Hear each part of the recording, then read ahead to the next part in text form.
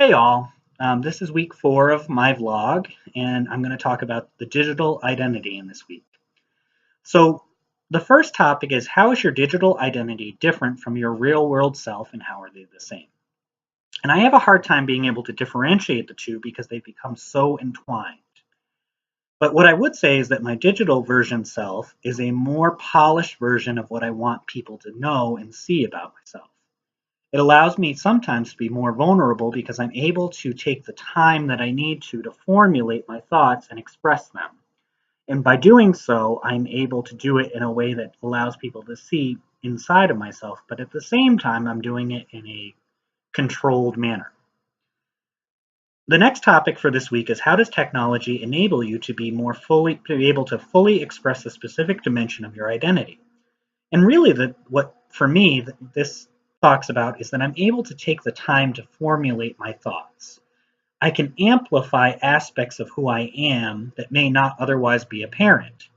I tend to land towards the level of introvert versus extrovert on that scale. And introverts tend to gain energy from introspection and from solitude. Extroverts are the opposite. They tend to gain energy from other people. And when they're in a social situation, they're able to kind of draw themselves out and it makes them feel better.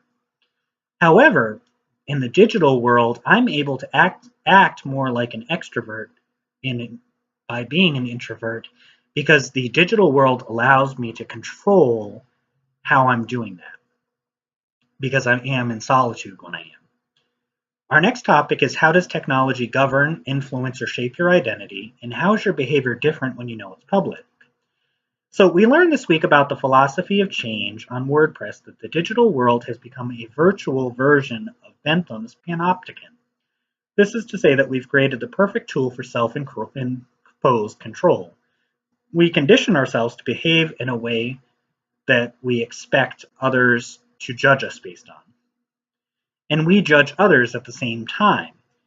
It's interesting because it's not only that, it's about likes, comments, messages. In that way, we've been conditioned by gamification. So we gain, when we see a message, an alert, a like, we get endorphins that go off in our brains and it makes us feel good. So it feeds itself. It's kind of interesting because it's almost like a drug. And we've become controlled by this digital substance because it means so much to us. Next, we're going to talk about, how is your digital identity a product of the social and technological context in which you live? And Abha Dasar talks about the distortion of time in the digital world versus the physical world. She explains how we use time to connect long-term events and experience them in the here and now.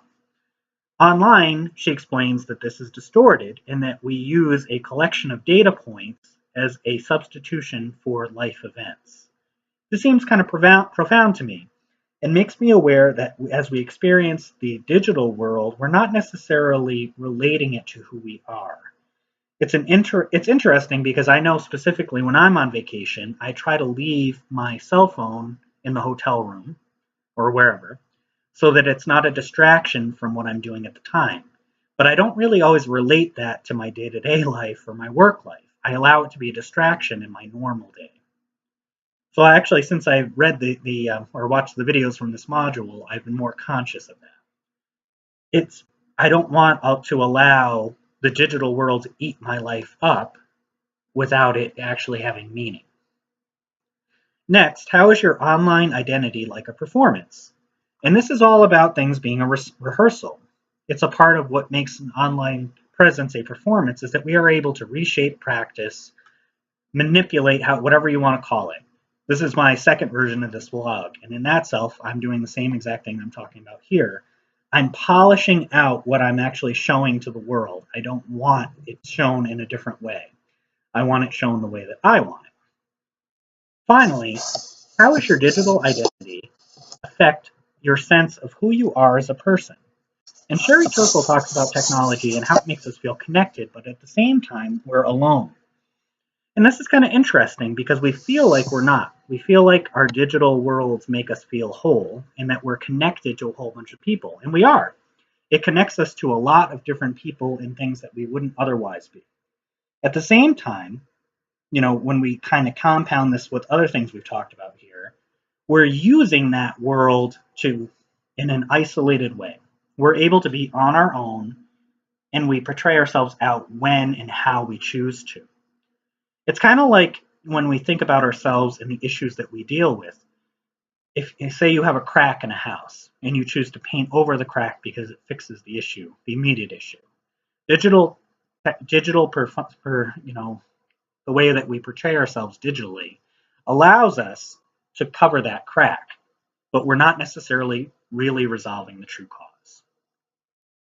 Thank you. I hope you enjoyed my blog and have a great week. Bye.